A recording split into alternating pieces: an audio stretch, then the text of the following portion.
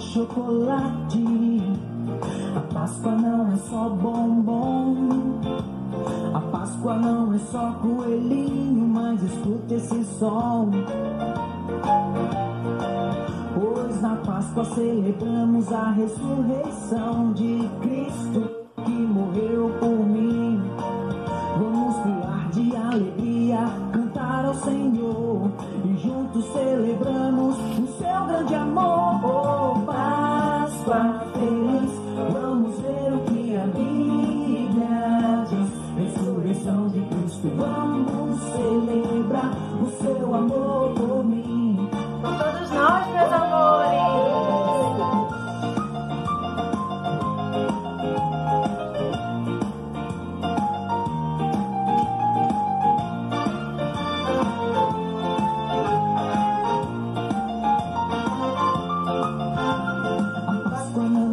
Chocolate, a Páscoa não é só bombom. A Páscoa não é só coelhinho, mas escuta esse som. Pois na Páscoa celebramos a ressurreição de Cristo que morreu por mim. Você também. De alegria, cantar ao Senhor e juntos celebramos o seu grande amor. Páscoa feliz, vamos ver o que a Bíblia diz. Ressurreição de Cristo, vamos celebrar o seu amor por mim. Por você.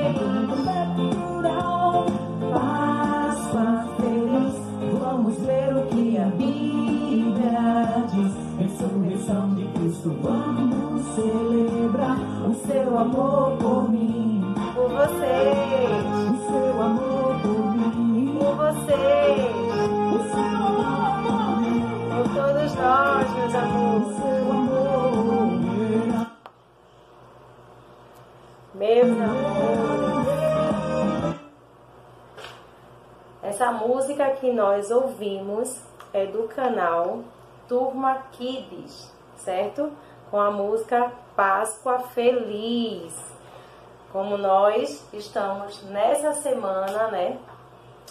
Vivendo esse momento de Páscoa, mas que a gente precisa lembrar que a Páscoa não é só coelhinho, não tem nada a ver com chocolates, ovos de Páscoa, certo?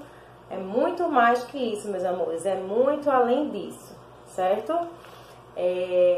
A Páscoa tem a ver com a ressurreição de Cristo, tá bom? Mas tia Érica trouxe aqui alguns símbolos que são trabalhados na Páscoa, que lembra essa trajetória, né, da história de Cristo, né, que faz parte de nossas vidas, certo? De sua morte e de ressurreição. Então, aqui estão alguns símbolos pascais, certo? A cruz. A cruz porque foi nela que Jesus se entregou por nós, não é verdade? Então, a cruz significa exatamente o que está lá na Bíblia, escrito em João 3,16. Porque Deus amou o mundo de tal maneira que deu seu Filho unigênito, para que todo aquele que nele crê não morra, mas tenha a vida eterna. Assim como ele também ressuscitou, nós ressuscitaremos. Certo, meus amores? Outro símbolo da Páscoa também, ó, é o cordeiro. Por quê? Porque Cristo se entregou por nós como um cordeiro. O nosso sacrifício é Cristo. Então, o cordeiro, antigamente, antes da vinda de Cristo, as pessoas sempre que queriam oferecer um sacrifício a Deus, elas ofereciam um cordeiro, né? Um animal. Então, na Páscoa da antiga lei, era sacrificado um cordeirinho. No Novo Testamento, a vítima pascal é Jesus Cristo, chamado de Cordeiro Pascal. E aí, em algumas situações, o ovo de Páscoa também é um símbolo da Páscoa, né? A gente ama receber chocolate, né, nessa época.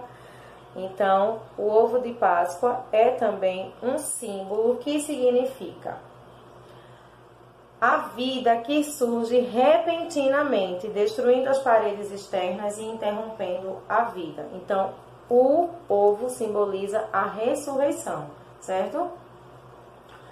Aí nós temos o pão. O pão que representa o corpo de Cristo que foi entregue por nós na cruz, certo? Antes dele ser levado, né, para o Calvário, ele ceiou com os seus discípulos. E ali naquela última ceia, ele disse que sempre que a gente fosse comer do pão e beber do vinho, nós estaremos simbolizando a morte de Jesus, né? Então, o pão significa o corpo dele que se entregou por nós, certo? Está escrito em João 6,35, eu sou o pão da vida, quando ele diz eu sou o pão da vida. Então, o pão representa o corpo de Jesus que foi entregue por nós. O peixe também é outro símbolo pascal, outro símbolo da Páscoa, certo? E é um dos mais antigos símbolos de Cristo. Sendo Cristo o grande peixe, somos os peixinhos de Cristo. Isso quer dizer que devemos sempre viver mergulhados na graça de Cristo e na vida divina, trazidos a nós pela água do batismo. Momento que nascemos espiritualmente, como os peixinhos nascem dentro d'água. E aqui, ó, a uva e o trigo, né? O trigo, porque é a matéria-prima que vai fazer o pão, e a uva que vai produzir o vinho. O pão que lembra o corpo de Cristo e o vinho que lembra o sangue derramado por ele na cruz, certo? Então, simbolizam o pão e o vinho, a Santa Missa, né? A ceia. E por seu grande significado da Trindade. Traduzem a excelência do símbolo pascal. Para a ornamentação da mesa da Páscoa, nada mais indicado do que um centro feito com uvas e trigo, entre cestas de pães e jarros de vinho. E por fim, a uva, como a tia Érica já falou aqui, a uva representa o sangue de Cristo, né? Porque a uva vai produzir o suco de uva ou até mesmo o vinho que vai representar o sangue de Cristo. O sangue de Jesus nos purifica de todo o pecado. Está lá em João 1,7. E Jesus, que é o centro, né?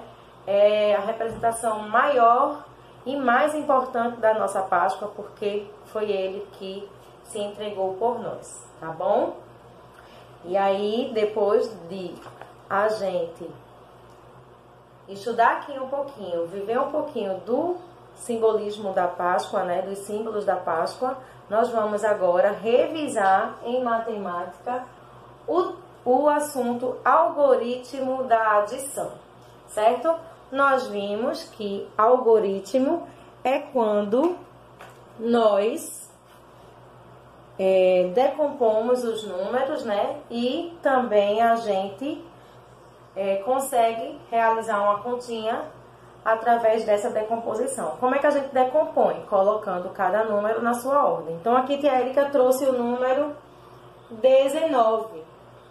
E a gente vai decompor esse número indicando os números o número que ficará na dezena e o número que ficará nas unidades. Unidade é a primeira ordem. Então, 19 tem uma dezena e 9 unidades. Isso aqui é a decomposição. E no quadro valor de lugar, uma dezena e 9 unidades. Uma dezena, 10. Uma dezena, 10. 10 mais 9 unidades, formando o número 19, certo? E aí vai ficar 10 mais 9 igual a 19, ok? 10 mais 9 igual a 19. E aí vamos fazer a mesma coisa agora com o número 31. 31. Vamos lá? 31. Qual é o algarismo que vai ocupar a ordem das dezenas? Isso. O 3. 3 dezenas mais uma unidade. E a gente vem e coloca no quadro o valor do lugar. 3 dezenas e uma unidade. 3 dezenas, 30. mais uma unidade, que faz 30 mais 1, igual a 31, certo? 27. 27. 2 dezenas mais 7 unidades. 2 na ordem das dezenas e 7 na ordem das unidades. 20 mais 7 igual a 27. 60. 60 tem 6 dezenas e 0 unidades. Aí a gente não é obrigado a estar sempre representando 0 unidades, certo? 6 dezenas apenas. 6 dezenas e 0 unidades. 6 dezenas, que é igual a 60, né? Porque é uma dezena exata. 60 mais 0, que continua sendo 60. Certo? Algoritmo da adição. Ok, meus amores? E aí, a gente vai fazer um exercício no caderno de classe. Tá bom? Para casa, a tarefa é no livro de reforço. E a atividade de casa será no livro de reforço, na página 59. Certo, meus amores? Atividade de classe no caderno de classe. Atividade de casa no livro de reforço, página 59. Reforço, página 59, atividade de casa, tá bom? A de classe, como vocês sabem, fazemos juntos no Meet, tá bom? Os alunos de tia Micheline com a tia Micheline e os alunos da tia Érica com a tia Érica no Meet, tá bom?